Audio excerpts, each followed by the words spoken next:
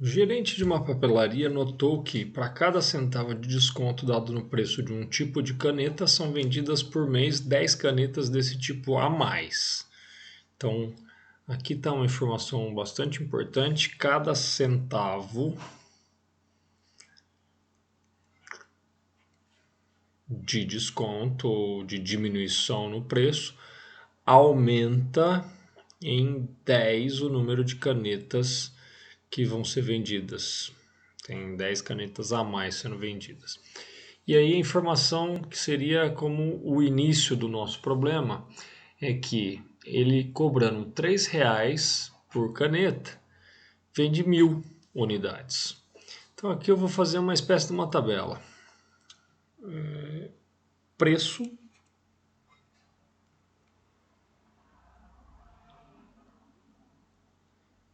e número de canetas. Número de canetas vendidas.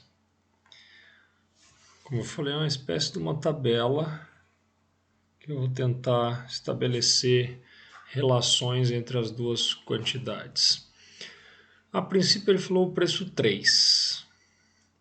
E aí vende 1.000 canetas. Só que daí ele fala de um desconto. Cada centavo que ele diminui aumenta em 10 o número de canetas. Então aqui eu vou escrever se o preço fosse R$ 2,99. Diminuiu 1 centavo.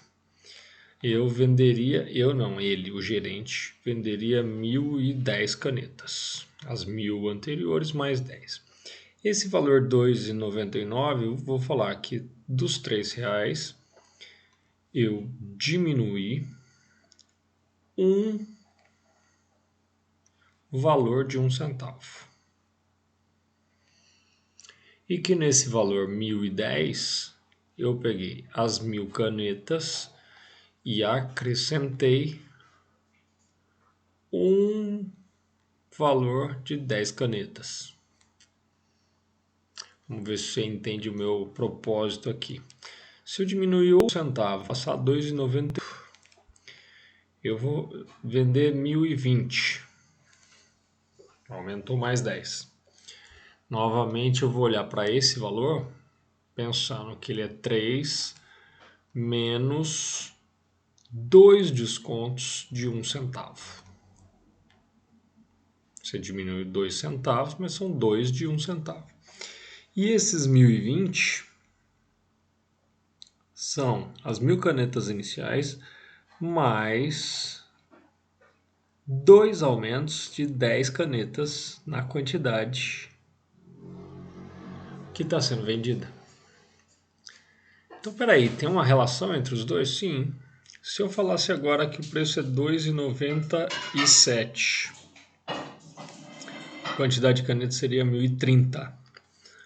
E o que eu poderia falar do 2,97? Ele é 3 menos 3 descontos de 1 centavo.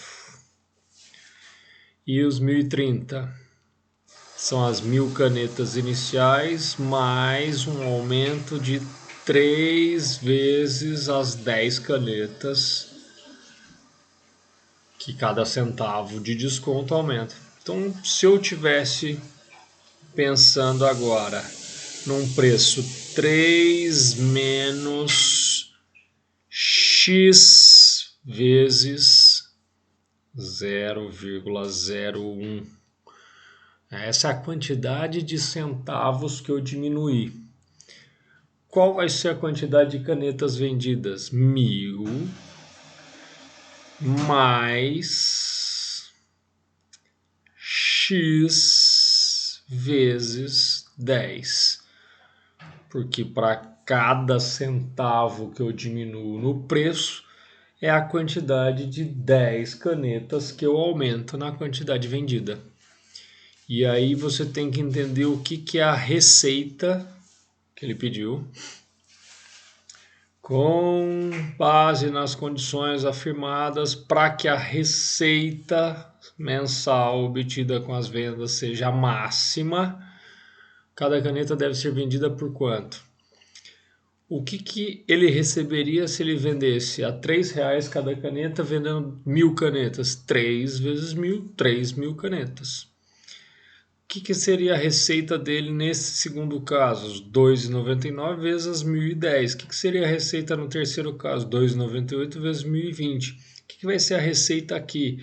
3 menos x vezes 0,01 multiplicando 1.000 vezes x vezes 10. 1.000 mais x vezes 10. Pega o preço de cada caneta, multiplica pela quantidade de canetas. Isso é a receita. Então a nossa receita, nossa não, do cara lá da papelaria. A receita R será dada pelo preço 3 menos x vezes 0,01, que era 1 centavo, multiplicando 1.000 mais x vezes 10. Se você fizer a multiplicação distributiva aqui, isso vai te dar uma função quadrática, uma função polinomial do segundo grau, que vai ter o x² multiplicado por um número negativo.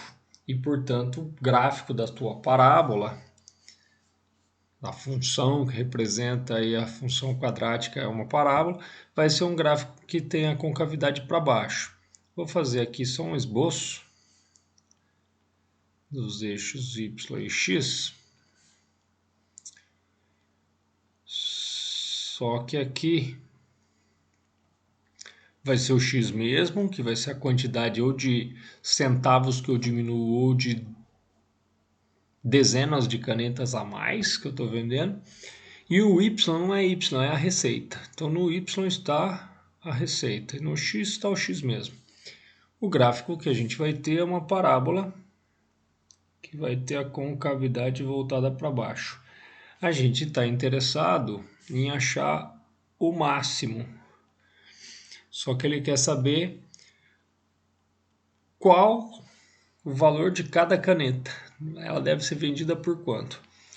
O y é a receita. Eu não quero a receita. Eu quero a quantidade de canetas. E a quantidade de canetas vai ser aqui. Eu quero o preço de cada caneta, desculpe.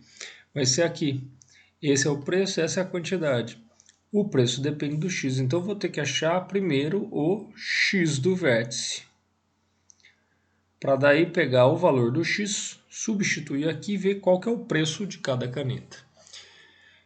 Você pode fazer o x do vértice, nesse caso, olhando simplesmente para a função, depois de fazer a distributiva, e usar a formulinha. X do vértice era menos b sobre 2a. Eu não vou fazer isso, porque eu quero mostrar um jeito alternativo quando você está com uma função fatorada desse jeito. Se eu igualasse essa função a zero, o que eu ia encontrar? As raízes da função, ou seja, os pontos em que ela cruza o eixo x. Igual a zero isso, ou esse fator é zero, ou esse fator é zero. Então, como se estivesse resolvendo um sistema aqui, você teria ou isso aqui igual a zero, que vai dar 0,01 x igual a 3, x 3 sobre 0,01, 1 centésimo, 300. Ou isso aqui seria zero. 10x igual a 1.000, menos 1.000. X seria menos 100. E aí meu gráfico não está certo. Se eu fosse visualizar o gráfico, a forma correta dele seria algo assim. Y e x, só um esboço para a gente ter uma noção. Aqui é a receita, aqui é o valor x. E o meu esboço teria algo com mais ou menos este formato.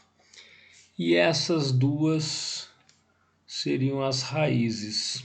O menos 100, que é o valor que eu cheguei aqui, e o mais 300, que é o valor que eu cheguei aqui. Para achar o valor do x do vértice, uma forma de calcular é fazer a média aritmética das duas raízes. Soma as duas, divide por 2. Então, nosso x do vértice será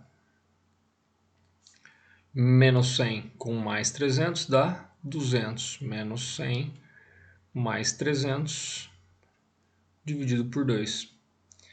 Portanto, isso vai dar 100. Quer dizer que o x tem que ser 100 para que a receita seja máxima. Receita máxima. Eu não quero a receita máxima, eu quero o preço de cada caneta.